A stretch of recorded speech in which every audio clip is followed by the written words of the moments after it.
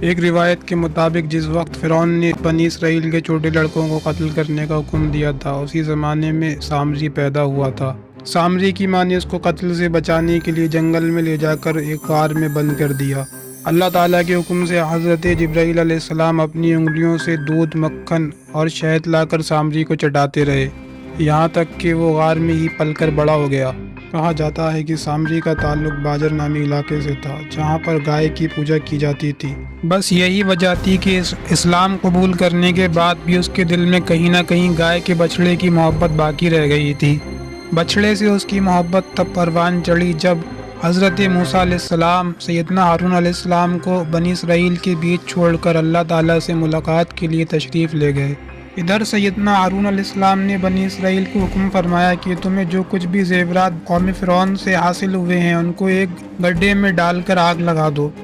ادھر جب سیدنا جبرائیل علیہ السلام حضرت موسیٰ علیہ السلام کے پاس تشریف لائے، وہ ایک سفید گھوڑے پر سوار تھے، جس کی خاصیت یہ تھی کہ یہ گھوڑا جہاں پاؤں رکھتا وہاں گھاس اگنے لگتی۔ سامری چھپ کر یہ سارا منظر دیکھ رہا تھا، دل میں یہ سوچنے لگا یہ تو زندگی دینے والا گھوڑا ہے۔ چنانچہ اس گھوڑے کے پاؤں کو لگنے والی مٹی میں سے کچھ اس نے اٹھا لیا۔ موسیٰ علیہ السلام تو چلے گئے اور پیچھے حضرت ہارون علیہ السلام کو اپنا نائب بنا کر چھوڑ گئے اور اپنی قوم سے 30 دن بعد آنے کا وعدہ کیا، جس میں اللہ تعالیٰ نے مزید 10 دنوں کا اضافہ کرایا تھا۔ وہیں جہاں سیدنا ہارون علیہ السلام نے بنی اسرائیل سے جو زیورات زمین میں دفن کروائے تھے، سامری نے اس گڈھے کو کھول کر زیورات باہر نکالے اور ایک بچھڑا تیار کیا۔ ادھر بنی اسرائیل موسیٰ علیہ السلام کے وعدے کے دن گن رہے تھے۔ جب 20 یا 22 دن گزر گئے تو سامری کہنے لگا کہ یہ بچھڑا تمہارا اور موسیٰ کا معبود ہے، نعوذ باللہ، اور موسیٰ اسے یہاں چھوڑ کر اسی کی تلاش میں چل پڑا ہے۔ بچھڑا آواز بھی نکالتا اور چلتا پھرتا بھی ہے۔ سامری نے دھوکہ دے کر بنی اسرائیل کو اس کی عبادت پر ڈال دیا۔ یہ دیکھ کر ہارون علیہ السلام نے فرمایا، اے بنی اسرائیل، تم اس بچھڑے کی وجہ سے آزمائش میں مبتلا کیے گئے ہو۔ یقیناً تمہارا حقیقی رب اللہ ہی ہے، بس میری اتباع کرو اور میرا کہنا مانو۔ ادھر موسیٰ علیہ السلام چند بنی اسرائیلیوں کو لے کر اللہ سے ملاقات کے لیے گئے اور اپنے ساتھیوں سے کچھ آگے بڑھ گئے۔ جب اللہ سے کلام ہوا تو اللہ تعالیٰ نے پوچھا، اے موسیٰ، تجھے اپنی قوم سے جلدی آنے کا سبب کیا ہوا؟ موسیٰ علیہ السلام نے عرض کیا، وہ لوگ میرے پیچھے آ رہے ہیں اور میرے پروردگار، میں نے تیرے پاس آنے میں جلدی کی تاکہ تو خوش ہو جائے۔ اللہ تعالیٰ نے فرمایا، تیرے نکل آنے کے بعد ہم نے تیری قوم کو ایک فتنے میں مبتلا کر دیا ہے اور انہیں سامری نے گمراہ کر دیا ہے۔ جب اللہ تعالیٰ نے پوری صورتحال سے آگاہ کیا تو موسیٰ علیہ السلام نے پوچھا، اے میرے رب، سامری نے تو انہیں بچھڑے کی پوجا کرنے کے لیے کہا، لیکن اس بچھڑے میں روح کس نے ڈالی؟ اللہ تعالیٰ نے فرمایا، میں نے۔ موسیٰ نے کہا، اے میرے رب، پھر تو آپ نے ہی انہیں گمراہ کیا ہے۔ پھر اس گفتگو کے بعد اللہ تعالیٰ اپنی تجلی عطا فرماتا ہے۔ یہ ایک طویل واقعہ ہے جو کسی اور ویڈیو میں ڈسکس کریں گے۔ پھر جب سیدنا موسیٰ علیہ السلام اپنی قوم کے پاس واپس آئے، آپ شدید غصے میں تھے۔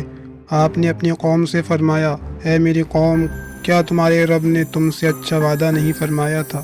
کیا تم پر کوئی طویل مدت گزری تھی، یا تم نے یہ ارادہ کر لیا ہے کہ تم پر خدا کا کوئی غضب واقع ہو، اس لیے تم نے مجھ سے جو وعدہ کیا تھا اس کی خلاف ورزی کی؟ قوم کے لوگوں نے جواب دیا کہ ہم نے تجھ سے جو وعدہ کیا تھا اس کے خلاف اپنے اختیار سے نہیں کیا، لیکن واقعہ یہ ہوا کہ فرعون کی قوم کے زیورات کا بوجھ ہم پر لدا ہوا تھا، وہ زیورات ہم نے آگ میں ڈال دیے، پھر اسی طرح سامری نے بھی جو کچھ اس کے پاس تھا آگ میں ڈال دیا۔ یہ واقعہ اس وقت پیش آیا جب ہارون علیہ السلام نے کہا کہ ان زیورات کو گڈھے میں ڈال دو، اور لوگوں نے ایسا کیا بھی، لیکن سامری نے زیورات نکال کر لوگوں کے لیے ایک بچھڑا بنا دیا۔ سارا معاملہ سننے کے بعد موسیٰ علیہ السلام اپنے بھائی ہارون علیہ السلام پر بہت ناراض ہوئے اور اس کے بعد پھر سامری کی طرف متوجہ ہوئے اور اس سے فرمایا، اے سامری، تیرا کیا معاملہ ہے؟ سامری کہنے لگا کہ میں نے ایک ایسی چیز دیکھی، یعنی میں نے دیکھا کہ فرشتے کا گھوڑا جہاں پاؤں رکھتا ہے وہاں ہریالی ہو جاتی ہے، تو میں نے اس فرشتے کے نشان قدم سے ایک مٹی بھر لی، پھر میں نے یہی مٹی اس بچھڑے کے منہ میں ڈال دی، اور اسی کی وجہ سے سونے چاندی سے بنا ہوا یہ بچھڑا بات چیت کرتا ہے اور چلتا پھرتا ہے۔ سارے معاملے کو سننے کے بعد موسیٰ علیہ السلام نے اس بچھڑے کو پکڑ کر ذبح کر دیا اور آرے سے 2 ٹکڑے کر اس کو آگ لگا دی اور اس کی راکھ کو سمندر میں ڈال دیا، جس کی وجہ سے اس کے ذرات یہاں وہاں بہنے لگے۔ پھر موسیٰ علیہ السلام نے اپنی قوم کو حکم فرمایا کہ یہ پانی پیو، تو لوگوں نے وہ پانی پیا، جس کا اثر یہ ہوا کہ ان میں سے جو بھی اس بچڑے سے محبت کرتا تھا اس کے جسم پر سونا ظاہر ہو گیا، جس کے بارے میں قرآن مجید میں کہا گیا ہے کہ ان کی حالت یہ تھی کہ ان کے کفر کی وجہ سے ان دلوں میں بچڑے کی محبت ڈال دی گئی۔ اور موسیٰ علیہ السلام نے سامری کو بھی بہت سخت سزا دی۔ سزا کے طور پر سامری سے فرمایا چل دور ہو جا، تیری سزا اس زندگی میں یہ ہے کہ تو لوگوں سے کہتا پھرے گا کہ مجھے ہاتھ نہ لگانا، اور تجھ سے ایک اور وعدہ ہے کہ تو اب اپنے اس معبود یعنی بچڑے کی حالت دیکھنا کہ کیا کی جاتی ہے۔ پھر اس کے بعد آپ جانتے ہیں کہ موسیٰ علیہ السلام نے پکڑ کر اس کو قتل کیا اور آگ لگا دی۔